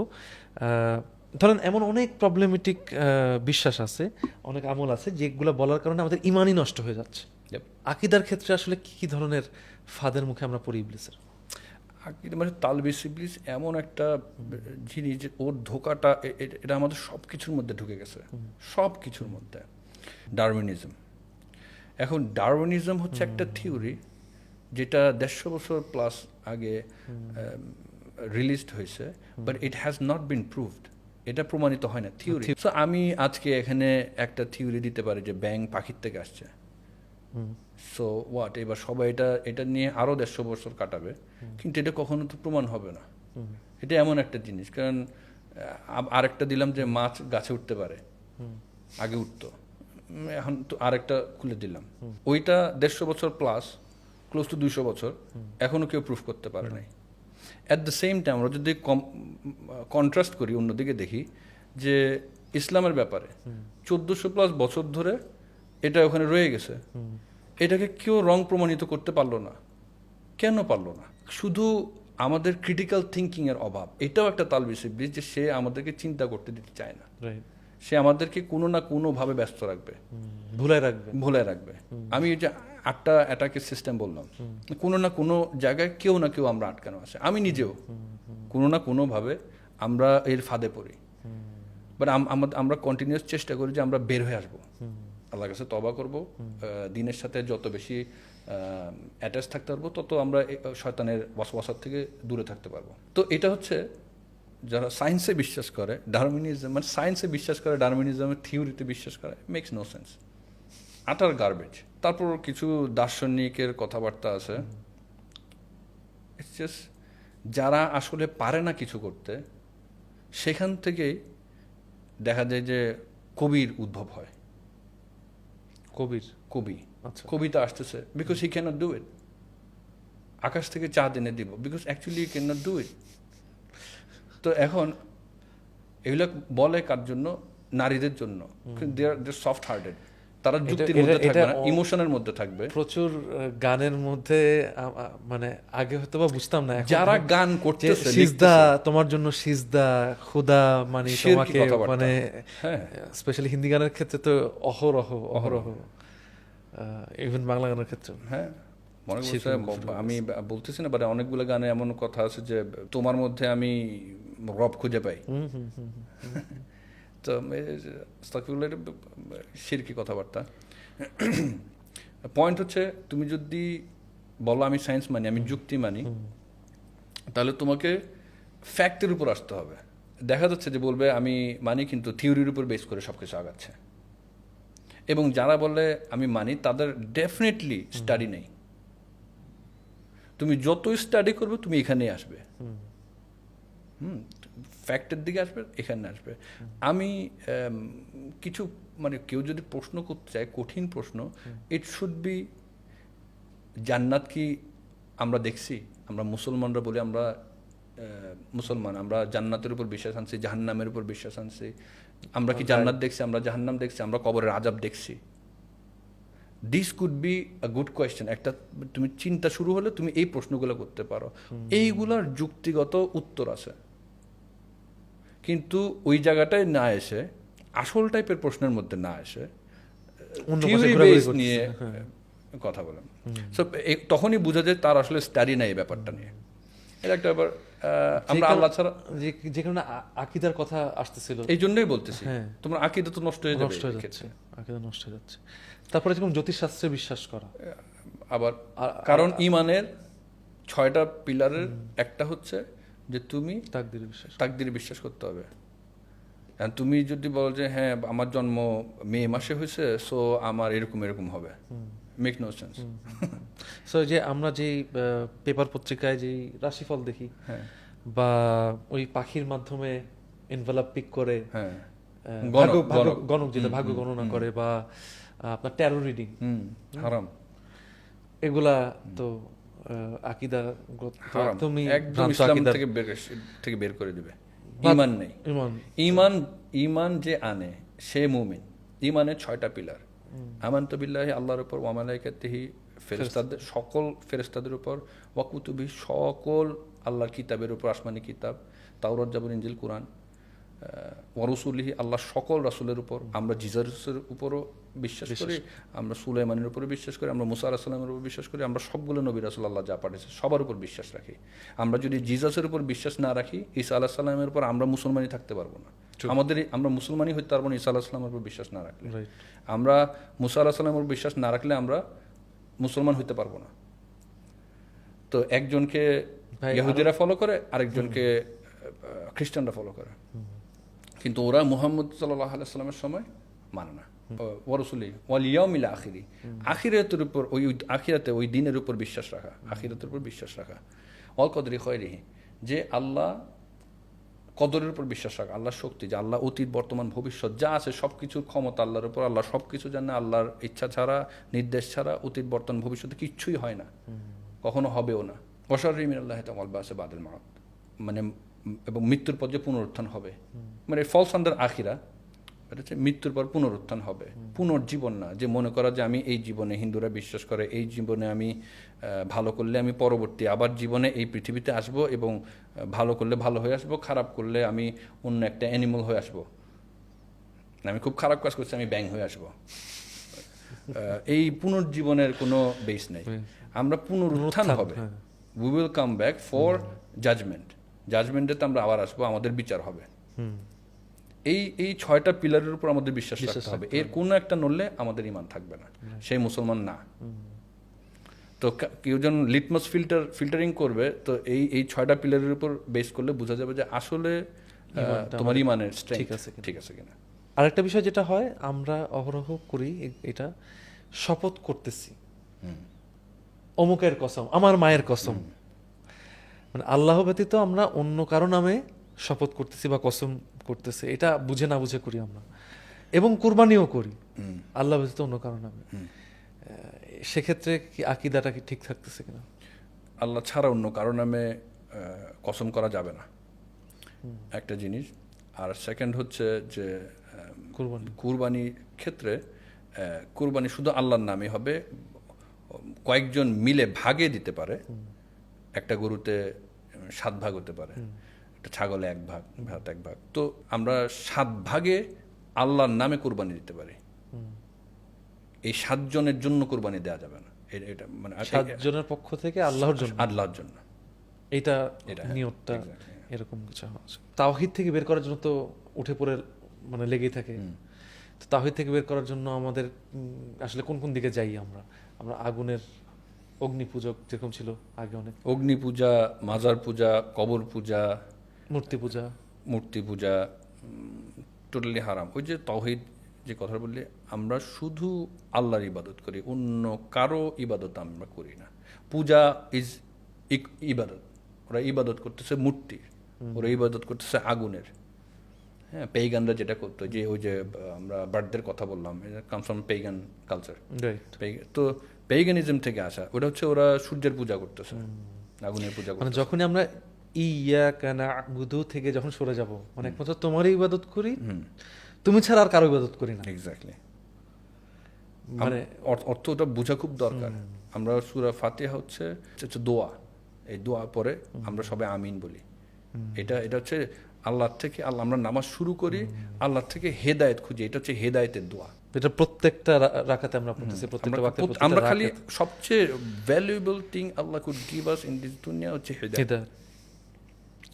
হেদায়েত সবাই পায় না ভাই। আমরা এর আগে একবার আলোচনা করছিলাম একটা এপিসোডের মধ্যে, যে ইবলিস, সে পানির উপরে তার সিংহাসন, এবং সে যখন তার সৈন্যবাহিনীকে পাঠায় বিভিন্ন ফিতনা সৃষ্টি করার জন্য, বিভিন্ন রকমের কাজ করে, কোনোভাবেই ইবলিসকে তার যে সৈন্যবাহিনী খুশি করতে পারে না। বলে আমি মিথ্যা কথা বলাইছি ওকে দিয়ে, খুশি হয় না, আমি ওকে দিয়ে মার্ডার করেছি, তাও খুশি হয় না। কি ব্যাপার? যখন শয়তান বলে ইবলিসকে যে আমি স্বামী আর স্ত্রীর মধ্যে বিবাদ লাগাই দিছি, ঝগড়া লাগাই দিছি, এবং এদের দুজনকে সেপারেট করে দিছি, তখন একদম কাছে টেনে নেয়, কংগ্রেচুলেট করে, একদম বুকে জড়ায় ধরে যে তুমি কাজের মতো কাজ করছো। তো ইবলিস খুশি হয় সবচাইতে বেশি স্বামী স্ত্রীর মধ্যে যখন গন্ডগোল লাগা দিতে পারে। তো এই এফেক্টস এন্টায়ার জেনারেশন, এইটার কারণে একটা প্রজন্ম নষ্ট হয়ে যাবে, কারণ তারা শিখে পরিবার নষ্ট হয়ে যাবে, পরিবারের 2 পরিবার নষ্ট হয়ে যায়, এবং আশেপাশের মানুষজনরাও ভুক্তভোগী হয়। যেরকম বাচ্চাটা থাকলে বাচ্চাটার জীবনটা একটা 100%। এই যে আরবিকে মাকে তুলনা করা হয়, মাকে বলা হয় বিশ্ববিদ্যালয়। আমরা যখন পশ্চিমার দিকে দেখব, মাকে তুলনা করে বেটার হ্যাফ, অর্ধেক। কিন্তু কারণ ওরা জানে যে একটা মা আসলে বিশ্ববিদ্যালয়, একটা মা যদি জ্ঞানী হয়, একটা মার মধ্যে যদি যখন ইলমটা থাকবে, তখন সেই মা পরিবারটাকে সেভাবে গাইড করবে, বাচ্চারা সেভাবে গাইড হবে। এই জন্য নেপোলিয়ন বলছিল যে আমাকে একটা শিক্ষিত মা দাও, আমি তোমাকে একটি শিক্ষিত জাতি উপহার দেবো। মানে দ্যাটস দ্য হোল কনসেপ্ট, যে আসলে একটা মা তো শুধু শিশুদেরকে টেক কেয়ারই করে না, ওভারঅল ফ্যামিলিটাকে আসলে কনস্ট্রাক্ট করে। হ্যাঁ, আমাদের তালবিস ইবলিসটা হচ্ছে ওই যে ফেমিনিজম, যেটা দেখাচ্ছে যে মা হবে, মা না, মহিলা হচ্ছে বেটার হ্যাফ অর্ধেক, পুরুষের অর্ধেক হচ্ছে একটা নারী। মহিলা। এবং এই নারীকে যদি কোনো মতে ঘর থেকে বের করে দেওয়া যায় for the sake of income, ওর মনে করা যে ইকুয়াল বোঝানো, তো সে তো আসলে ইকুয়াল না। একটা পুরুষ আর একটা নারী ইকুয়াল না। আল্লাহ একটা নারীকে এত হায়ার মাকাম দিছে, এত উচ্চ মর্যাদা দিছে। একবার রাসূলুল্লাহ সাল্লাল্লাহু আলাইহি সাল্লামকে আবু হুরায়রা রাদিয়াল্লাহু আনহুমা প্রশ্ন করলেন যে আমার সদ্ব্যবহারের হকদার কে? রাসূলুল্লাহ সাল্লাল্লাহু আলাইহি সাল্লাম জবাব দিলেন, তোমার মা। তো উনি আবার প্রশ্ন করলেন, এরপরে? দ্বিতীয়ত তোমার মা, তৃতীয়ত তোমার মা। উনি ফোর্থ টাইম জিজ্ঞেস করলেন, তখন বললো তোমার বাবা। তো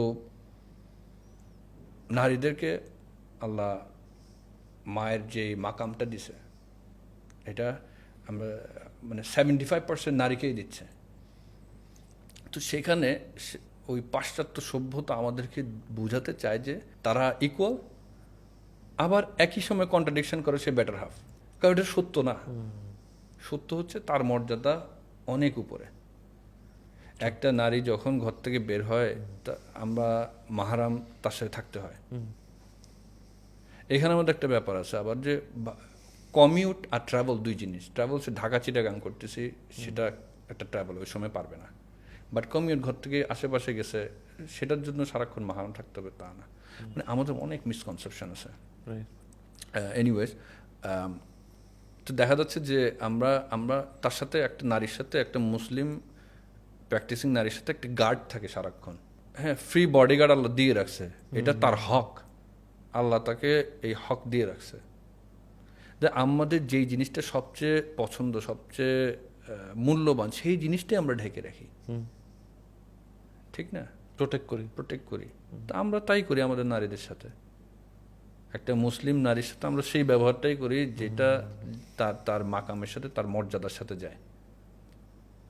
একটা উলঙ্গ নারী ডাজন্ট মিন সে হায়ার স্ট্যাটাস। যে নারী অ্যাক্সেস সবাই পাচ্ছে, তার মর্যাদা উপরে না।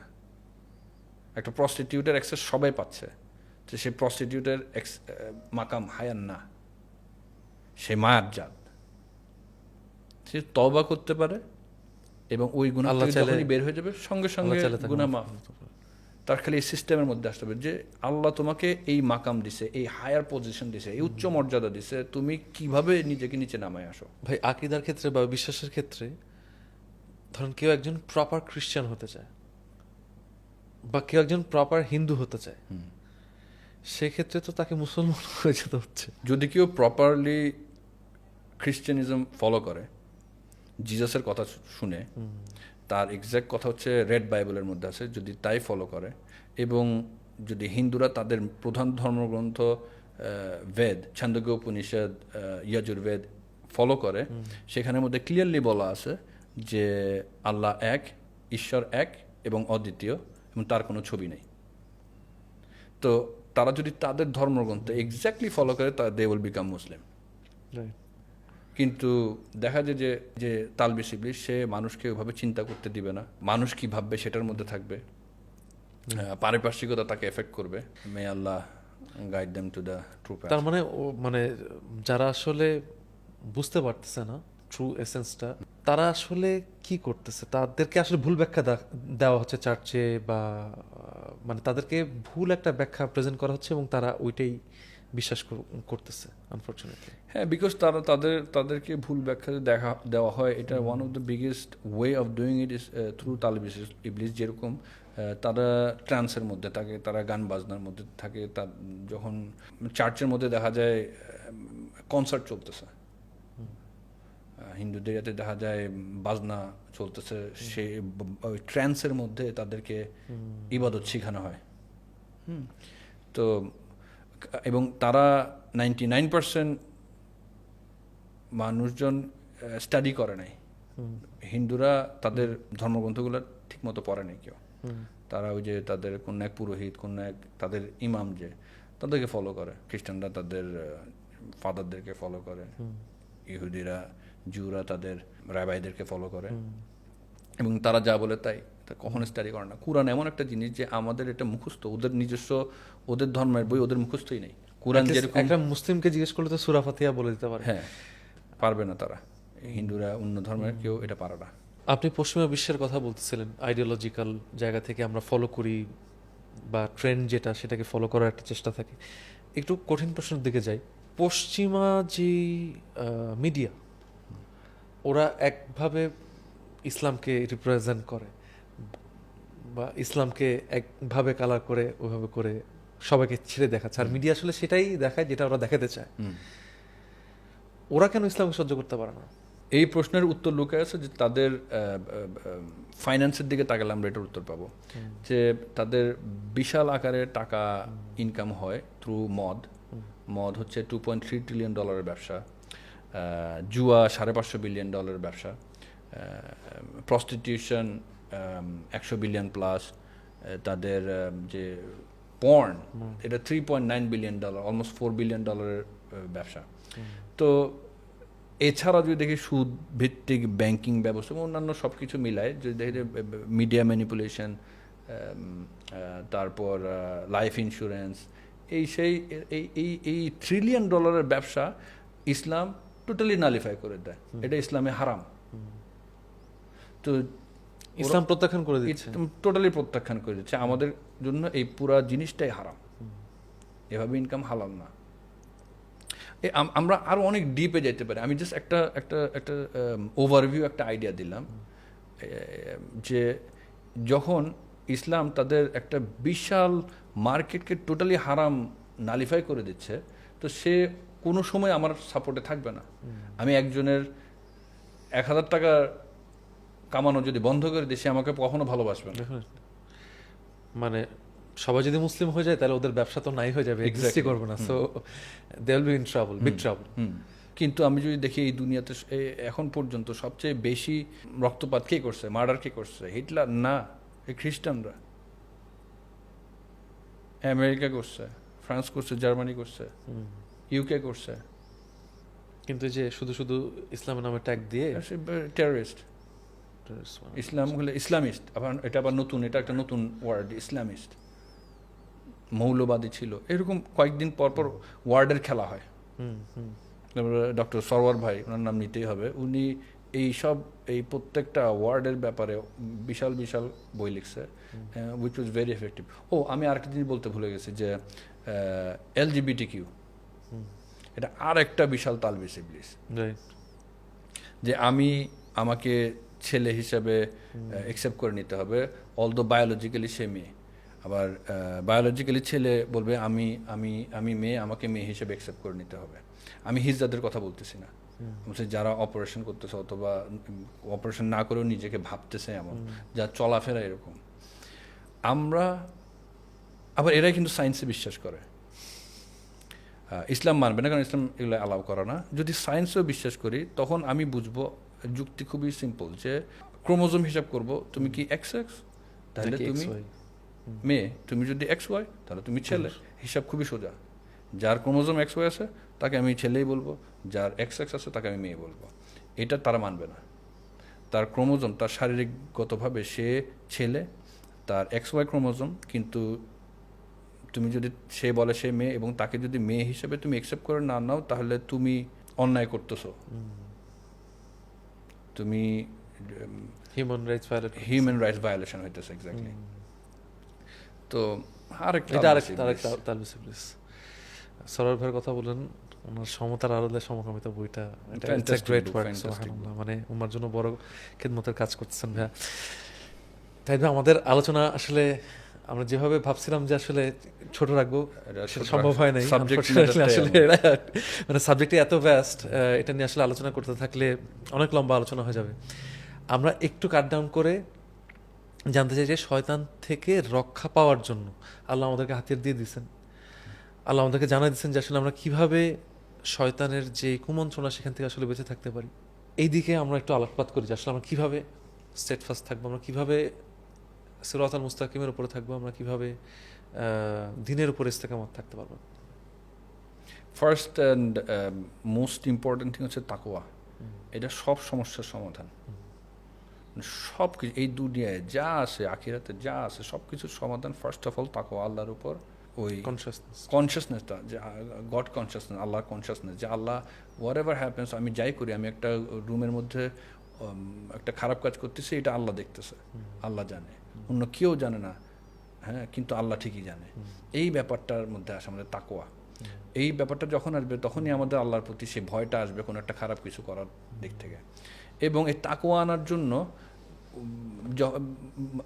আমাদের বেস্ট ওয়ে হচ্ছে আমার মতে আল্লাহর যে গুণবাচক নামগুলো আছে সেগুলো সম্পর্কে আরও জানা। যতক্ষণ আমি আল্লাহর ক্ষমতা, আল্লাহর গুণবাচক নামগুলো থেকে আমি আল্লাহর ক্ষমতাগুলো বুঝবো, আমি যতক্ষণ সেটা বুঝবো না আমি আল্লাহকে বুঝবো না। আমি যতক্ষণ আল্লাহকে বুঝবো না ততক্ষণ আমার মধ্যে আল্লাহর সেই ভীতি আসবে না, অথবা সেই কনসিয়াসনেসটা আসবে না। সো এটা ওয়ান অফ দ্য ওয়ে তাকওয়ার দিকে যাওয়া। এরপর দেখা যায় অ্যাজ এ মুসলিম কোরআন এবং সুন্নাহর উপর অবিচল থাকা, শক্তভাবে আঁকড়ে ধরে রাখা।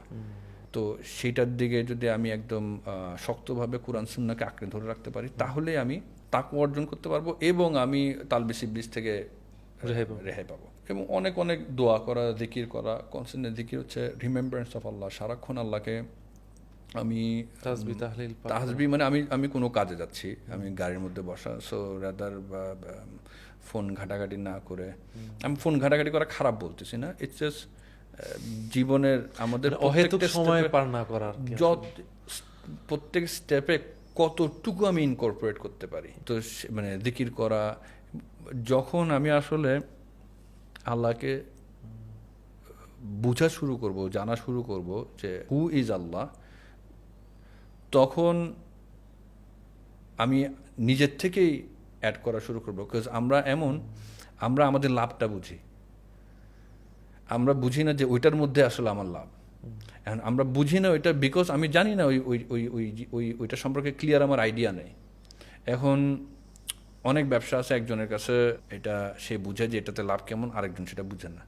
যে বুঝে সে ওই ব্যবসায় করতে যায়, একই ব্যবসা করে আরেকজন লস খায়, বিকজ সে আসলে ক্লিয়ারলি জানে না। তো তোমার যেই ব্যাপারটাই আমার যে আরেকজন যদি লাভ করে, দ্যাট মিনস এখানে লাভ করার মতো অপরচুনিটিটা আছে। So all I have to do learn about this, যত ভালোভাবে আমি জানতে পারি। ইলমটা একটা ভালো স্কলার থেকে নেওয়া, বক্তার থেকে না। এছাড়াও ভাই আমরা হারাম কাজ থেকে দূরে থাকা could be one of the main আমল উই ক্যান ডু। কারণ আসলে যখন আমরা হারাম কাজ থেকে দূরে, কারণ ওই পরিবেশের মধ্যে থাকলে আসলে আমরা হারামের মধ্যেই বারবার ওই শয়তানের ফাঁদেই বারবার পা দিব। সো এটা খুব ইম্পর্টেন্ট, হারাম কাজ থেকে বিরত থাকা এবং দূরে থাকা। এবং এটা করতে হলে যেটা করতে হবে আলটিমেটলি একটা সঠিক একটা সার্কেল তৈরি করা, একটা দিনই সার্কেল হতে পারে, রাইট অ্যাসোসিয়েশন দরকার। আসলে কোন মানুষটা আসলে আমাকে আল্লাহ স্মরণ করায় দিচ্ছেন তার সাথে বেশি বেশি থাকে, রাদার দেন যে মানুষটা আমাকে অহেতুক গল্প করে, বা দেখা যাচ্ছে যে গসিপিং, যেটা একদম রেগুলার একটা প্র্যাকটিসে পরিণত হয়েছে আমাদের। গসিপ করলে তো অনেক সময় সাথে বসে বসে গল্প করাই যায়, কথা বলা যায়, আড্ডা দেওয়াই যায়, কিন্তু দেখা যাচ্ছে যে সেখান থেকে আসলে আমার নেয়ার কিছু নেই। সো ওই জায়গাটাতে আসলে সেলফিশ হওয়া, নিজের জন্য, নিজের ভালোর জন্য এবং পরবর্তী লাইফের কথা চিন্তা করে। আরেকটা বিষয় হচ্ছে যে আল্লাহর উপর ভরসা রাখা। আমরা অনেকে নিরাশ হয়ে যাই, যেটা আল্লাহ তাআলা মানা করছেন আমাদেরকে, যে তোমরা আমার উপর নিরাশ হয়ে যাও। আল্লাহর উপর ভরসা রাখা, তাওয়াক্কুল রাখা, রেখে হারাম কাজ থেকে দূরে থেকে একটা রাইট অ্যাসোসিয়েশনের মধ্যে থাকা, এটা খুবই ইম্পর্টেন্ট। আসলে এমন একটা যুগে আমরা, এমন একটা ফিতনার যুগে আমরা আছি ভাইয়া, এমন একটা ট্রায়ালের মধ্যে আছি, দেখা গেছে যে আমরা যদি ভালো থাকতেও চাই, ইবলিস তো আর বসে থাকে না, ওর মিশনে মনে করেন লেগেই থাকে। রিসেন্টলি দেখা গেছে ভাইয়া, আমি জানি আপনি খেয়াল করছেন কিনা, যে আমাকে নিয়ে অনেকে ভিডিও বানাচ্ছে যে মারহাবা তামিম ভাই হিদায়াতের পথে আছেন, এই টাইপের ভিডিও বানাচ্ছে, কিন্তু ভিডিওর ভিতরে কন্টেন্ট কিন্তু আমার পরিবারের মানুষজনকে তারা রিভিল করে দিচ্ছেন। একটা সময় যখন তারা পর্দার বাইরে ছিলেন তখন দেখা যেত যে সোশ্যাল মিডিয়াতে ছবি ছিল, সেই ছবিগুলোকেই আবার ঘোরায় ফেরায় তারা নিয়ে আসতেছেন এবং পর্দা থেকে বের করে দিচ্ছেন। কিন্তু এই জিনিসটা তারা বুঝতেছেন না যে এখন একটা সার্টেন পর্দার মধ্যে আমার ফ্যামিলি থাকার চেষ্টা করতেছে, আলহামদুলিল্লাহ। এখন ওনারা যদি এই কাজটা করে যে আসলে ইবলিসের ধোকার মধ্যেই পড়তেছেন এবং এটা প্রচার করে যে তারাও গুনার ভাগীদার হচ্ছেন, এই বিষয়টা আসলে আমাদের মাথায় ঢোকে না। দেখা গেছে সে করতেছে আমার প্রশংসা, কিন্তু উল্টা ভালোর বদলে ক্ষতি হয়ে যাচ্ছে। ইবলিসের আহ্বানে তার ফাঁদে পা দিয়ে দেওয়া হচ্ছে। তো এই আর কি আসলে এটা আসলে এবং আল্লাহ সুবহানাহু ওয়া তাআলা কুরআনুল কারীমে আবার ক্লিয়ারলি বলে দিয়েছে, যদি কোনো একটা ইনফরমেশন তুমি চেক না করে এটা আরেকজনকে বলবা না। একটা ইনফরমেশন শোনার পরে সেটা আরেকজনকে যেন নিজে চেক না করে বলা না হয়। তো এই ক্ষেত্রে যখন দেখা যায় অনেকগুলো, আমি অনেক খেয়াল করছি যে অনেক কথাবার্তা অনেক মিথ্যা, অনেক বানোয়াট কথাবার্তা মিডিয়াতে যায়, স্পেশালি তোর নামে। যখন আমি ক্লিয়ারলি ফ্যামিলির মধ্যে দেখি যে কি অবস্থা হচ্ছে, তো এটা মানুষের একটু সতর্কতা। এটা আসলে তালবিসি আমাদের এত এত এত দিনের প্র্যাকটিস, এসব গসিপিং করা, হ্যাঁ, ভুল ইনফরমেশন ছড়ানো, একটা কথা শুনলে হুজুগে এটা আরেকজনকে বলা। তো ইসলামের প্র্যাকটিসটা তো আসলে আমাদের এখানে অত পরিষ্কার না সবার মধ্যে। তো এই কারণে এই প্রবলেমটা হয়। আমি আল্লাহ গিভ আস হিদায়াত, আল্লাহ আমাদেরকে হেদায়েত দিক, আমরা বোঝার চেষ্টা করি। আমি আমি আমি এতটুকু বুঝি যে মানুষ ভালোবাসার থেকে এগুলো করে তোর ব্যাপারটাতে, কিন্তু করতে গিয়ে না জানতেই তারা গুনার ভাগীদার হয়ে যাচ্ছে। তো এই এপিসোড দেখার পর ইনশাল্লাহ মানুষজন একটু কেয়ারফুলি ব্যাপারটা দেখবেন। আল্লাহ আমাদেরকে এই তালবিসের বীজ থেকে বাঁচার তৌফিক দিন। আল্লাহ কোরআনের মধ্যে বলতেছেন যে শয়তানের কোনো ক্ষমতা নাই সেই ব্যক্তির ওপর যে আল্লাহর উপর ঈমান আনে এবং তার রবের উপর ভরসা রাখে। কাজে আমাদের আসলে নিরাশ হওয়ার কোনো কারণ নাই। এই ফিতনার যুগেও আসলে আমরা যদি দিনের উপর অটল থাকতে পারি, কোরআন সুন্নাহকে আঁকড়ায় ধরতে পারি, এবং বেশি বেশি করে দোয়া এবং জিকিরের মধ্যে থাকতে পারি, এবং ফরজ ইবাদতগুলো যেন কোনোভাবে না ছুটে, সেই জায়গাতে যদি সতর্ক থাকতে পারি, ইনশাল্লাহ এই লাইফে এবং পরবর্তী লাইফকে টার্গেট করে যদি আমরা চলতে পারি, ইনশাল্লাহ আল্লাহ তাআলা আমাদেরকে উত্তম প্রতিদান দিবেন। সেই দোয়া করি, সেই কামনা করি। আজকের এপিসোডটা যদিও একটু বড় হয়ে গেছে, শেষ পর্যন্ত থাকার জন্য আপনাদেরকে অসংখ্য ধন্যবাদ। সবাই ভালো থাকবেন, দোয়া রাখবেন আমাদের জন্য। আসসালামু আলাইকুম ওয়া রাহমাতুল্লাহি ওয়া বারাকাতুহু।